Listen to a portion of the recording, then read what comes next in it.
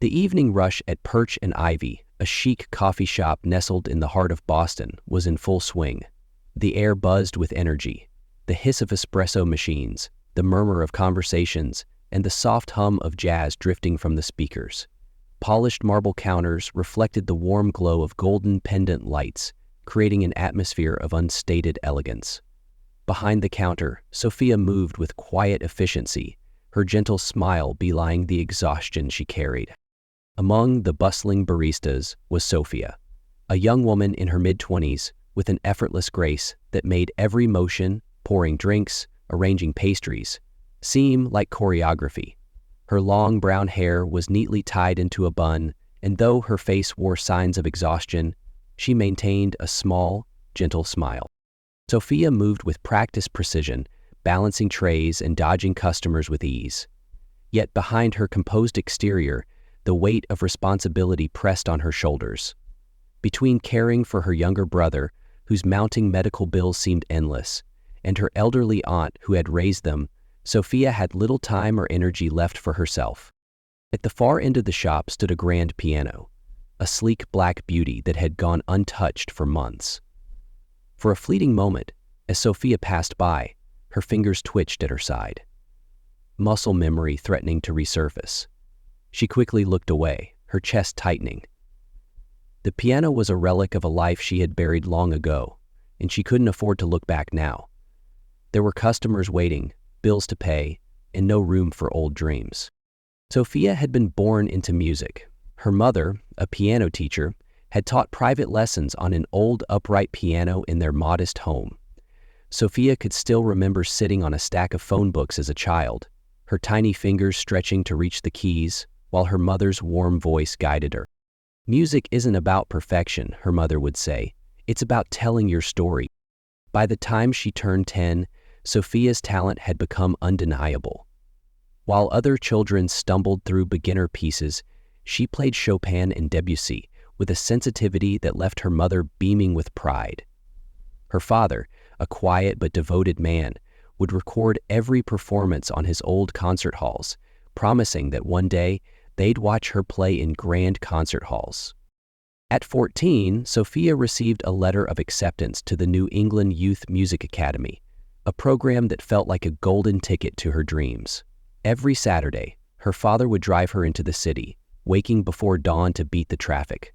Those days were filled with endless practice sessions and dreams of Carnegie Hall, where talent, not background, determined success. But one rainy October evening changed everything. Sophia had been practicing late at the academy when her aunt called. Her parents' car had skidded on the slick highway. They never made it home. In the weeks that followed, their house fell silent. The piano keys went untouched, and music, once a source of joy, became a painful reminder of what she had lost. At 15, with a younger brother needing constant care and medical treatment, Sophia made the decision to withdraw from the academy. Her dreams of performing faded into the background, replaced by the urgency of survival. The old upright piano was eventually sold to pay bills. From that day forward, Sophia avoided pianos entirely. She buried her gift, believing it was a sacrifice she had no choice but to make. It was a Thursday evening when tech billionaire Jonathan Pierce walked into Perch and Ivy, his usual air of entitlement filling the space before he even spoke. A wealthy businessman in his early 40s, Jonathan was known for his demanding nature and sharp tongue. Tonight, he had booked the coffee shop for a private networking event, an exclusive gathering of Boston's elite investors and entrepreneurs. The staff hustled to prepare the space. Tables were rearranged, trays of hors d'oeuvres were lined up, and champagne flutes sparkled under the soft lights. Sophia, in her pressed apron, moved quietly but efficiently, as always. She was used to high-pressure nights. Midway through the evening, Sophia noticed something off. A sharp exchange between Jonathan and the event coordinator revealed the issue. The professional pianist, scheduled to provide live music, had canceled last minute. "What do you mean they're not coming?"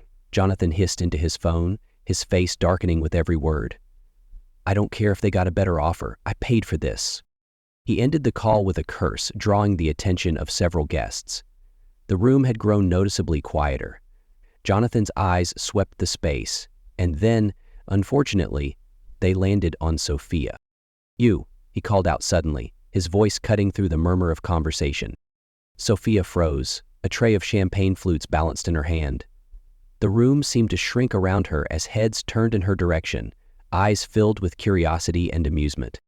"You've been eyeing that piano all evening," Jonathan continued, his voice sharp and taunting. The corners of his mouth curled into a smug smile. "Think you can do better than the musician who didn't bother to show up?" Sophia's pulse roared in her ears. She felt the weight of dozens of stares pressing down on her, her cheeks burning. She wanted to disappear, but something deep inside her stirred, a spark she hadn't felt in years. A ripple of low laughter passed through the crowd. All eyes turned to her, some amused, others curious. Sophia's cheeks burned, and her heart pounded in her chest. "I don't think," she stammered, trying to gather herself. Jonathan ignored her hesitation.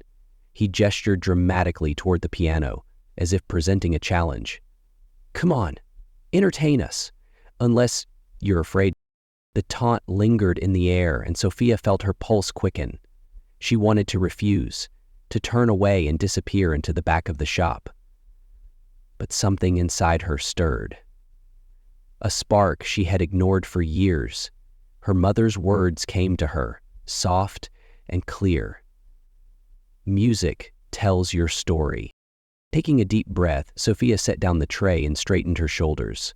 The crowd fell silent as she walked toward the grand piano. Her hands trembled at her sides, but her steps were steady. Jonathan watched her with smug amusement, certain he had set her up for embarrassment. But Sophia no longer saw him or the guests. As she reached the piano and slid onto the bench, it was just her and the keys. The same keys she had once known, as well as her own heartbeat. The grand piano gleamed under the soft lights, its black surface polished to perfection. Sophia sat on the bench, her hands hovering just above the keys, her pulse thudding in her ears. For the first time in years, her fingers touched the smooth ivory, the sensation both foreign and familiar. The room was silent. Guests shifted awkwardly, some whispering to one another, clearly expecting a clumsy performance, amusement at a barista's expense. At the center of it all, Jonathan Pierce stood with his arms crossed, a smug smile tugging at his lips. Sophia took a deep breath, her mother's words echoing softly in her mind. "Play from your heart, and they will listen." Tentatively, she pressed the first note. The sound rang out, soft and clear, like the first drop of rain on a still pond. She began to play Chopin's Nocturne No. 20 in C minor, a piece she had once performed with pride. At first, her hands moved cautiously, as though testing the water. The music was fragile, uncertain, like Sophia herself, returning to something she had buried so long ago. A murmur passed through the crowd. Some of the guests smiled politely, while others sipped their drinks, disinterested. But then, something shifted. Muscle memory, dormant for years, came flooding back, and Sophia's playing grew confident. Her fingers began to dance across the keys, weaving the melody into something alive. The music swelled, its soft highs and deep lows filling every corner of the room. The guests fell silent. Conversations ceased. The clinking of glasses stopped. Even the servers paused mid-step, trays in hand, as they turned to watch. At first, her hands trembled, each note hesitant, like a whisper breaking through years of silence. But with every passing measure, the music pulled her in, wrapping around her like an old friend. Sophia no longer noticed the room or the eyes on her. She was lost in the music, her music. Every note stirring memories she had long tried to suppress. She could see her father sitting in the audience, his proud smile shining through the years. She could hear her mother humming softly, her voice a gentle guide, as Sophia played late into the night. The hesitation vanished. Her fingers danced, and the piano sang. The melody grew more complex, reaching its emotional peak. Sophia played with a raw intensity she had never shown before. Each note carried the weight of her sacrifices, her grief, and her love for the family she had devoted her life to. Tears pricked at the corners of her eyes, but she didn't stop. The piano sang beneath her hands, the sound richer and deeper than it ever had been in her memories. By the time the final notes lingered in the air, the room felt transformed. The echoes of the music faded into silence, and for a moment, no one moved. It was as if time itself had paused, holding its breath. Sophia's hands rested gently on the keys, trembling. She looked up, finally seeing the crowd. Their faces were no longer amused or condescending. Instead, they were filled with awe and disbelief. A moment later, the applause erupted. It was loud, genuine, and thunderous. Guests stood, clapping with enthusiasm. Some wiped tears from their eyes, unable to hide how deeply they had been moved. Jonathan Pierce, still rooted in place, stared at her. His smug smile was gone, replaced by something else: shock, embarrassment, and, perhaps, even regret. He had expected her to fail. Instead, he had unknowingly revealed a master musician. Sophia stood up from the bench, her legs slightly unsteady. The applause surrounded her, but she barely heard it.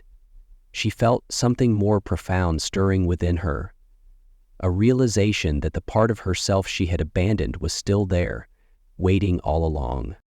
She turned her gaze to the piano, its keys now quiet and still. It wasn't just an instrument. It was a bridge to her past, and perhaps her future. The applause finally began to fade, though the energy in the room remained electric. Guests murmured to one another, some still clapping quietly, their faces alight with admiration and disbelief. Sophia stood beside the piano, unsure what to do next. She smoothed her apron out of habit, grounding herself as the reality of what had just happened sank in. Through the shifting crowd, Eleanor Blake, a silver-haired woman in an elegant navy dress, stepped forward. She moved with the quiet authority of someone who had spent a lifetime in music. "That was extraordinary," she said softly, her voice carrying warmth and sincerity. "Where did you study?" Sophia blinked, feeling a mix of pride and awkwardness. I used to play when I was younger," she admitted. "But it's been years." Before Eleanor could respond, Jonathan Pierce appeared, his expression unusually subdued. The arrogance he'd worn earlier had all but vanished. "I didn't know you could do that," he said, his voice quieter than anyone had ever heard it. For once, he looked truly at a loss. "What you played?"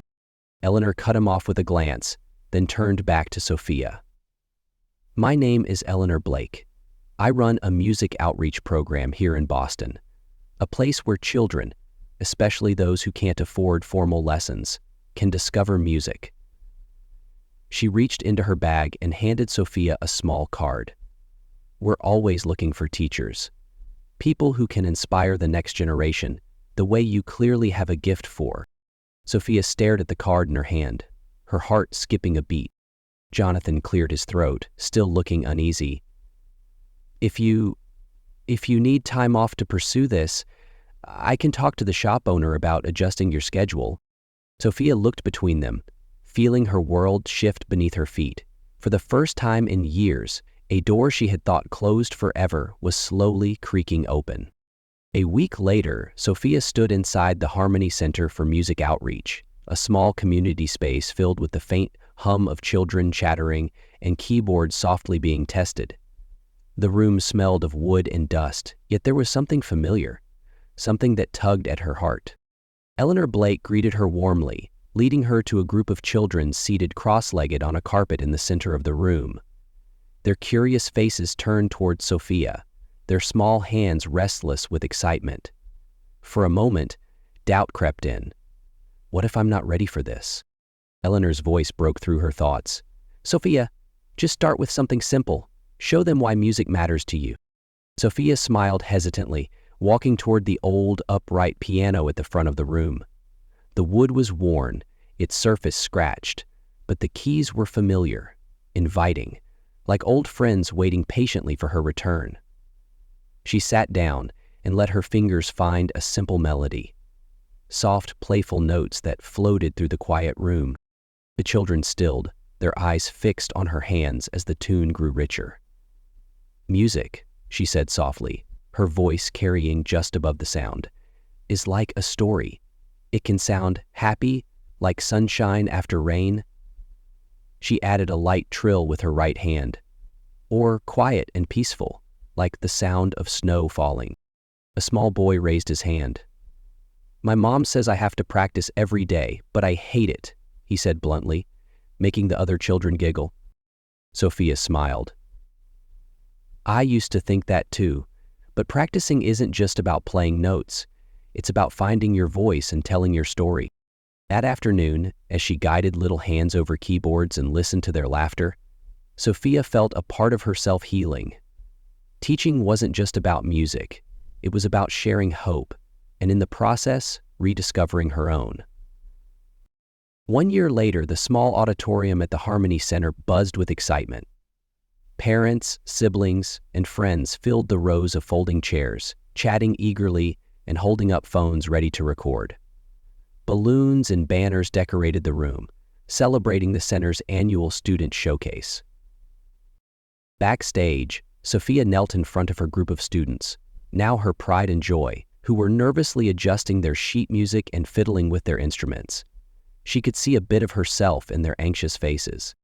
"Remember," she said softly, smiling as she looked at them, "it's not about being perfect. It's about sharing your love for the music. Tell your story, and they will listen." A small boy, the same one who had once hated practicing, grinned nervously. "You're sure they won't laugh if I mess up?" "They won't laugh," Sophia reassured him. "They'll be proud. Just like I am." When it was time, the showcase began. Each student took the stage, playing their pieces, simple melodies and carefully rehearsed arrangements. The audience clapped with enthusiasm after each performance. Sophia watched from the wings, her heart swelling with pride as her students conquered their nerves and shared their music. For the finale, Sophia joined them. She took her place at a shiny new grand piano, a donation made by Jonathan Pierce, who now sat in the audience, clapping alongside everyone else. The students gathered around with their instruments, ready to play. Together, they performed an arrangement Sophia had composed, classical themes woven with the children's simple, joyful melodies. It was a piece about journeys, about falling and rising, about dreams that find their way back after being lost. As the final notes echoed into the room, the audience rose to their feet in thunderous applause. Sophia looked out, spotting her younger brother and her aunt in the front row, beaming with pride. For the first time in years, she felt whole. Knowing that music had BRAs, the final applause faded and the showcase came to an end. Sophia lingered near the grand piano, her fingers tracing the smooth keys one last time. Around her, students laughed and hugged their families, proud of what they had achieved. She looked across the room where her brother stood, recording everything, just like their father once had. Her aunt waved, a knowing smile on her face. Nearby, Eleanor and Jonathan discussed expanding the program, their voices full of optimism. Sophia smiled, feeling at peace as she looked around the room, at the joyful faces of her students, at her brother recording every moment, just like their father once had, and at Eleanor, discussing new possibilities with Jonathan. Sometimes, she thought, life takes your dreams away, only to lead you to something greater.